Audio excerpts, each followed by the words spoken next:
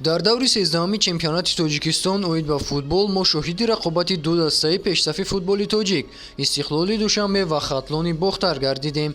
Ин ду даста ки дар даври сипарӣ гардида аз рақибони худ шикаст хӯрда буданд, барои ба даст овардани 3 имтиёз тамоми қувваи худро равона намуданд. ба тамошои ин бозӣ раиси шаҳри Бохтар Саломзода Сиҷоуддин ва сармураббии тими миллӣ Петр Сегрет омада буданд. мухлисони дастаи Хатлон бо Карнаю Сурнай ва Шерхонӣ дастаашонро дастгирӣ мекарданд. ду футболбози ҳайати асосии Хатлон Тони Бикатал ва Тоирҷон Тағоизода низ дар қатори мухлисон қарор доштанд ва дастаро аз он ҷо дастгирӣ мекарданд.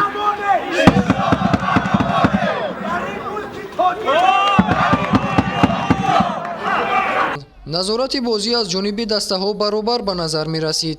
ниҳоят мизбонон дар дақиқаи 29 тӯбро ба дарвозаи Хатлон ворид карданд. футболбозони дастаи Хатлон даъво доштанд ки дар ин ҳолат футболбози рақиб бо даст бозӣ кард ва бо нишони эътироз ба қарори довар ҳамаашон майдонро тарк гуфтанд.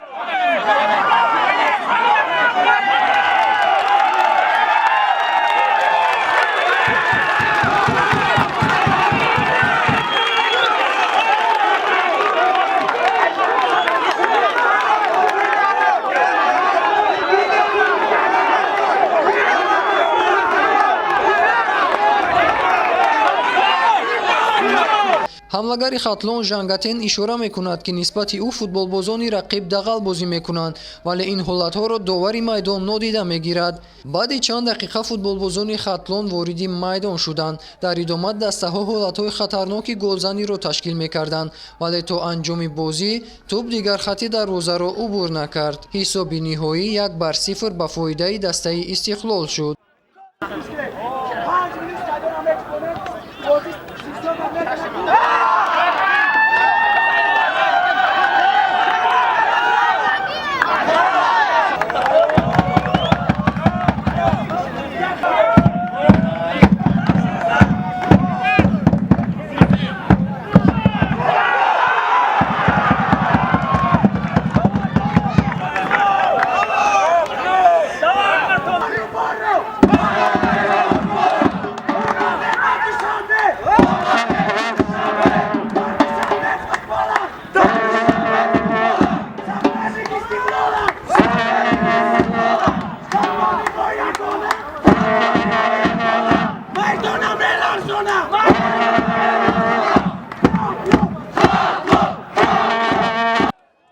дастаи Равшани Кулоб дар ин давр низ аз дастаи Хуҷанд бо ҳисоби 3-2 шикаст хӯрд.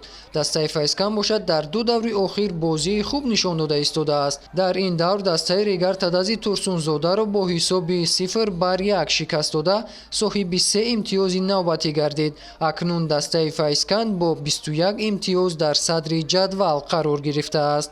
24 август 3 бозии даври мавқуфмондаи нӯм доир гардида дастаҳо ба таври зайл қуввоозмоӣ мекунанд. Равшани Кулоб бо Истиқлол, Регар Тадаз бо Хуҷанд ва клуби марказии варзиши Артиш бо дастаи Хатлон. Далери Бодулозода, шаҳри Душанбе, рӯзномаи Хатлон.